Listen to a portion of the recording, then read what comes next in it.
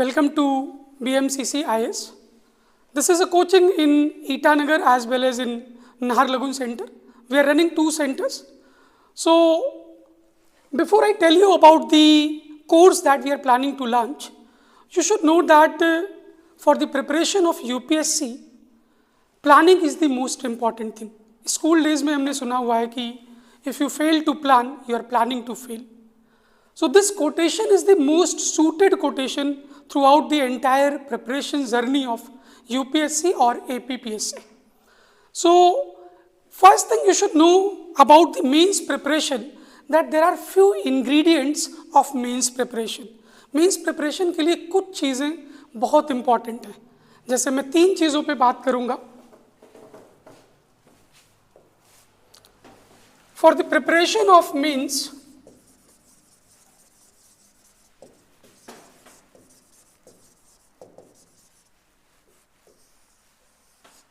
तीन बातें रामबाण हैं सर. पहली बात, completing 20 questions. सर अपने को पता है कि एग्जामिनेशन में मेंस में 20 क्वेश्चंस होंगे. 10 question 10 marker, 150 words and 15 marks 250 words. 10 questions each. So total 20 questions होंगे सर. पहला टारगेट अपना होगा to complete these 20 questions. See, you need to understand one thing, that when you prepare for this examination, you do not write the best answers. You write the decent answers. Look at any topper's copy. You'll find most of the answers are general only. They are just focusing, first thing they are focusing upon is to complete these 20 questions. So make sure the first targeted कि 20 question exam में जो आ रहे हैं वो complete हो जाए. मैं ऐसा क्यों बोल रहा हूँ, मैं रीजनिंग आपको दे देता हूँ. लेट्स से कि आपने 15 क्वेश्चन अटेम्प्ट किया एंड लेट्स से आपको on an average 5 to 6 marks मिल जाते हैं. सो 15 छक्के 90, you score 90 marks and you are leaving 5 question sir. 5 questions पे आपको 0 मार्क्स मिल रहे हैं. But at the same time let's say you attempt 20 questions and you score 4.5 marks each. So this goes 20 into, if you multiply this, so it goes again close to 90. But again you need to understand you will not get 6 marks in every question. See, you need to understand one thing, जो average mark आपको evaluator देगा वो 4 to 6 के बीच लाई करेगा. जब आप अच्छे answer लिखोगे, जब आप डिसेंट आंसर लिखोगे, तो इट इज़ नॉट नेसेसरी कि आपको इस पूरे 15 क्वेश्चन में हर क्वेश्चन में 6 मार्क मिले. गलती से किसी क्वेश्चन में अगर 5 मार्क्स मिला तो this number 90 marks will go below. तो अगर आप 4 से 5 के बीच स्कोर कर रहे हैं डिसेंट आंसर लिखकर, not to trying to make the effort for writing the best answer, तो आप 20 कंप्लीट किए और 90 to 95 मार्क्स और so called 100 marks easily score हो जाएंगे. That is first thing. So that is why first thing you need to complete these 20 questions. Second thing sir, you need to understand that you have to attempt this paper in 180 minutes. 3 घंटा आपको दिया जाएगा. So 20 questions. So on an average 10 marks के लिए you will get 6 to 8 minutes. To write a question of 10 marker you will get 6 to 8 minutes. क्योंकि 150 word लिखना है. On an average an individual writes 25 words per minute. 1 minute में sir आप maximum 25 से 28 word लिखोगे. तो in order to write these 150 words you will require at least 6 minutes और 5 minutes if you are very good at writing. अगर आपकी writing speed बहुत अच्छी है तो 5 मिनट. सर 1 मिनट तो क्वेश्चन को समझने में लगेगा. In order to understand the exact requirement of that question, you will take at least 1 or 2 minutes. फिर आप 1 से 2 मिनट सोचोगे कि आंसर में लिखना क्या है, स्ट्रक्चर क्या करना है. तो एटलीस्ट 6 to 8 मिनट्स आपको डिसेंटली एक क्वेश्चन कंप्लीट करने में लगेगा. मेक श्योर दैट कि 8 मिनट से ज़्यादा आप एक क्वेश्चन पे डिवोट ना करें. If you devote more than 8 minutes, problem क्या होगी, you will compromise upon the other questions, you will not be in position to write the other questions. और छोड़ने का ऑप्शन नहीं है क्योंकि फर्स्ट रिक्वायरमेंट यही है. तो devote 6 to 8 minutes for 10 marker and 15 marker के लिए devote 9 to 10 minutes. This should be your second strategy in the mains examination. Third thing sir, presentation is very important. See, it is the most important thing. Sir, let's say मैं evaluator हूँ, मैं आपके answers को check करने में इतना interest तब show करूँगा जब वो ल्यूक्रेटिव होगा, जब वो देखने में अच्छा होगा, प्रेजेंटेबल होगा. तो प्रेजेंटेशन के लिए you need to resort to maps, diagrams, flow charts, write small paragraphs, if possible write in points. जितना प्रेजेंटेशन अच्छा होगा सर उतने ज़्यादा मार्क्स आप फेच करोगे. Sir, it is your responsibility to fetch the marks. Do consider this that it is not the evaluators responsibility to give you marks. So do remember these 3 things while you are writing the mains examination. Good part is that we are launching a course which is based on question and answer format. क्योंकि sir you need to understand कि पहले करीब 5 से 6 महीने दिए जाते थे इस एग्जामिनेशन को, मेंस को प्रिपरेशन के लिए. But this year they are giving you hardly 3 to 4 months. On an average you are getting 3 months. आपका दिसंबर में एग्ज़ाम हुआ, 6 अप्रैल को आपका मेंस का एग्ज़ाम शेड्यूल्ड है, तो you are getting hardly 3 to 4 months sir. पहले 5 से 6 महीने थे तो टाइम पीरियड ज़्यादा था. अभी लिमिटेड टाइम पीरियड में आपकी स्ट्रैटेजी और बेटर. मैंने पहली लाइन बोली, if you fail to plan again you are planning to fail sir.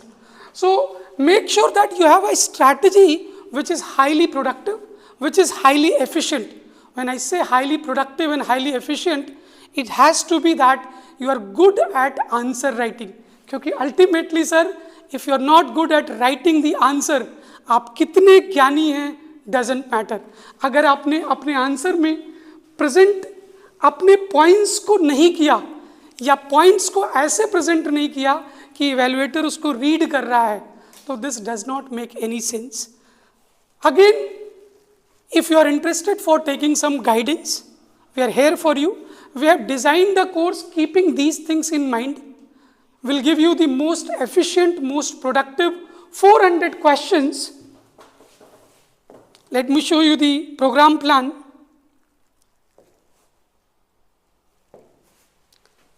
Sir, we'll try to cover 400 topics and will make you write those questions in the class itself. हो सकता है 1-2 question possible ना हो कि सारे question हम आपसे लिखवाएं, but make sure कि we'll give you 400 topics comprehensively in the format of question and answer. So we'll evaluate in the class itself.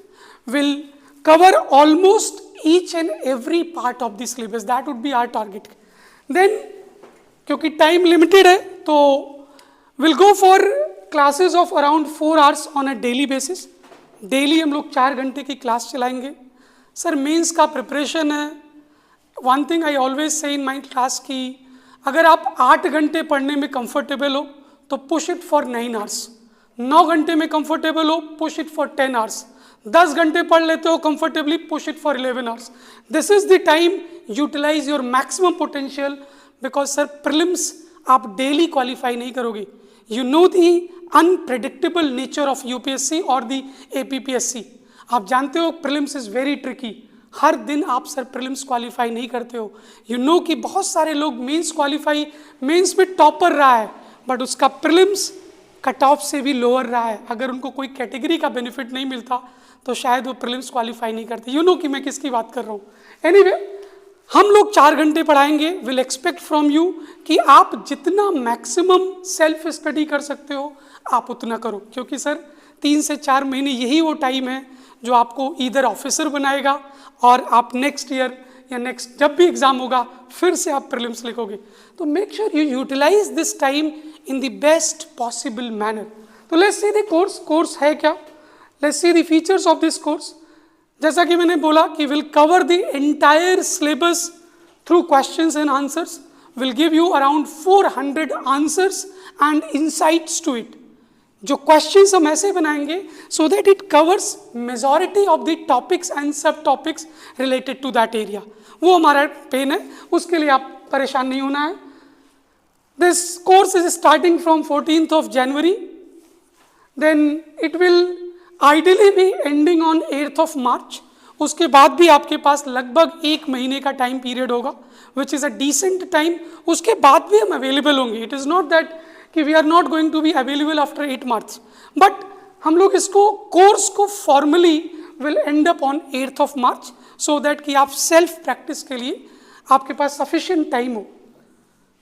See, the first highlight is that comprehensive and pinpointed coverage. Pinpointed he possible है sir, very limited time is there. तो हम लोग बहुत unnecessary discussion नहीं करेंगे. Most probably मैं jokes के लिए क्लास में फेमस हूँ, शायद मैं जोक नहीं कर पाऊँगा, मेरे लिए वो पेन है. मैं क्लास में I want to be humorous in the classroom. I want the class to be engaging.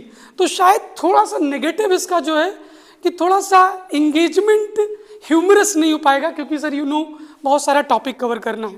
But again this would be highly relevant, highly pinpointed. Second thing, the coverage of syllabus in question answer format. Already told you, lecture by Delhi top most faculty. Luckily sir हम लोग दिल्ली की faculty हैं. We would be taking classes in Arunachal Pradesh, Itanagar over है. हम लोग आपसे मिलेंगे, बात करेंगे, सारे नुआंसेस, सारे हैक्स पर बात करेंगे जो इस एग्जामिनेशन की रिक्वायरमेंट है. तो हो सकता है हम आपके काम आ जाएं, hopefully. Then time management technique. I told you the most important thing for this mains preparation is this time management. Will talk about this one by one, one on one. Live classes भी होंगी, recorded classes भी होंगी. इसलिए हम लोग endorse ये कर रहा है कि अगर पॉसिबल है तो ऑफलाइन क्लास करिए.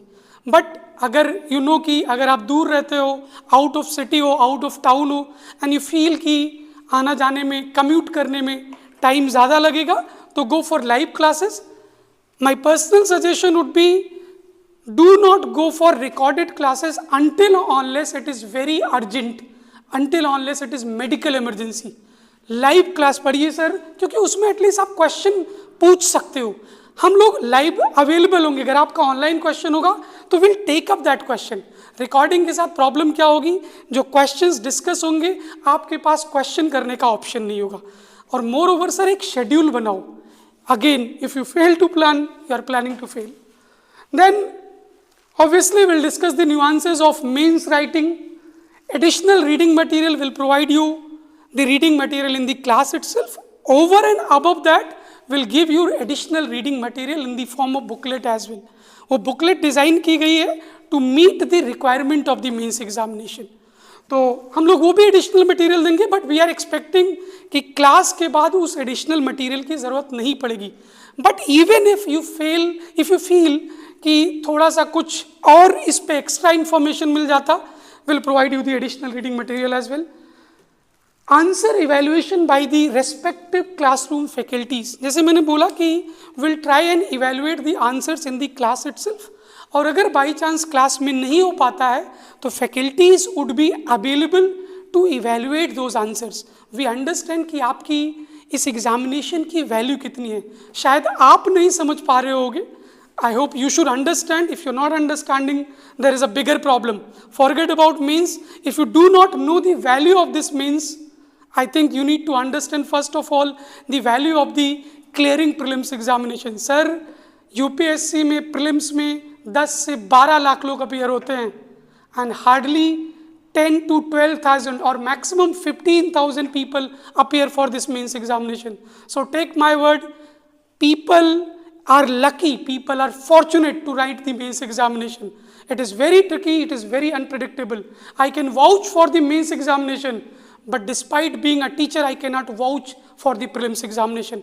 That is the nature of unpredictability that prelims examination holds. Anyway, the sessions are available in offline as well as online mode. Recordings will be available only for the convenience of the students. जैसा मैंने बोला कि try not to go for recording classes. If not possible to come to the offline center, go for live classes, that is equally useful. And then recording should be available अगर आप by chance class नहीं कर पाते हो. So this is how we are going to cover each and every portion of your syllabus through question and answer, जिसको हम लोग reverse engineering format बोल रहा है. We are calling this format to be reverse engineering क्योंकि sir you know कि UPSC के preparation में मैं क्लासरूम में कुछ चीजें बोलता हूं. Let me say those things again. UPSC preparation journey या APPSC preparation journey comprise of 3 phases. Sir ये 3 स्टेज में होता है. First stage or the first phase is accumulation of knowledge.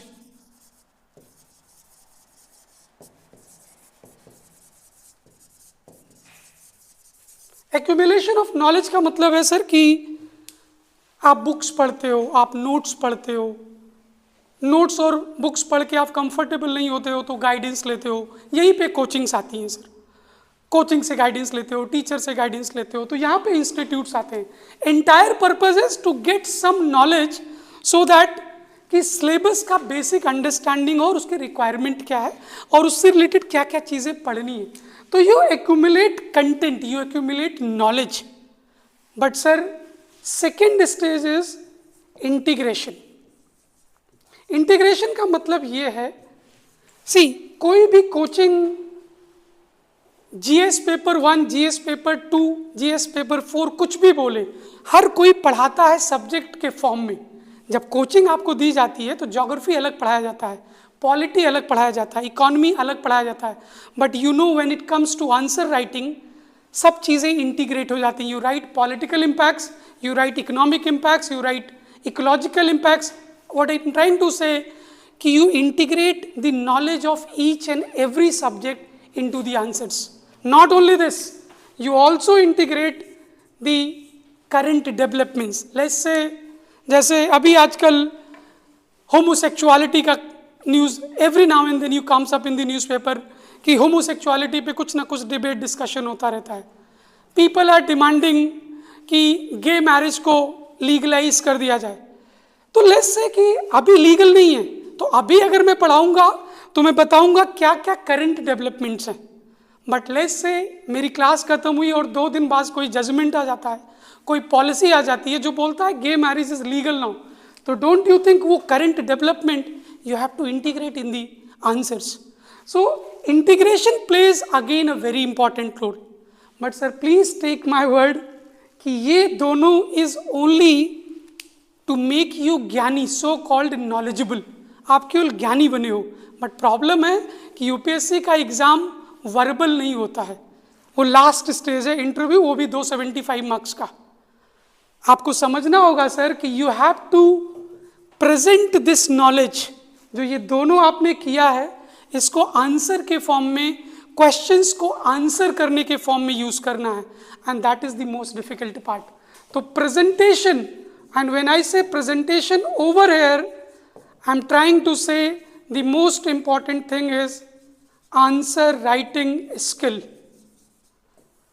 Sir answer writing is an art, ये कला है, it is a NAAC, ये एक स्किल है. People those who get selected they know how to make 15 or 20 words into 150 words. People those who get selected they know how to make 20-25 words into 250 words. If you do not know that knack, chances are likely कि you will take another time, another effort, another examination. Anyway, so let me tell you one more thing. ये presentation ही सबसे difficult part है इस पूरी preparation journey की. 90% of the students do this thing. हर बच्चा coaching करता है sir, almost everybody, until or unless आप फाइनेंशियली वीक हैं. सिलेबस इतना वास्ट है कि कोचिंग तो becomes kind of crucial for this preparation. But sir इससे सिलेक्शन नहीं होगा. सेकंड, ये करने के बाद बच्चा ये भी कर लेता है.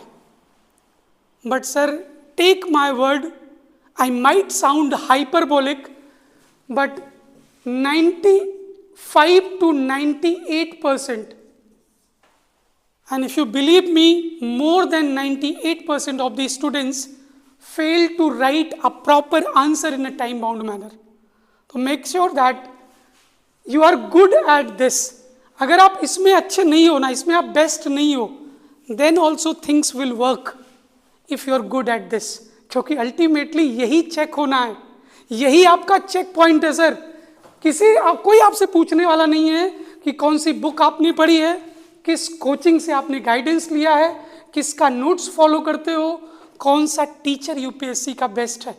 कोई कुछ नहीं पूछने वाला है. कोई कुछ नहीं पूछेगा कि तुम हिंदू पढ़ते हो, इंडियन एक्सप्रेस पढ़ते हो, टाइम्स ऑफ इंडिया पढ़ते हो, लाइव मिंट पढ़ते हो. कोई कुछ नहीं पूछेगा सर.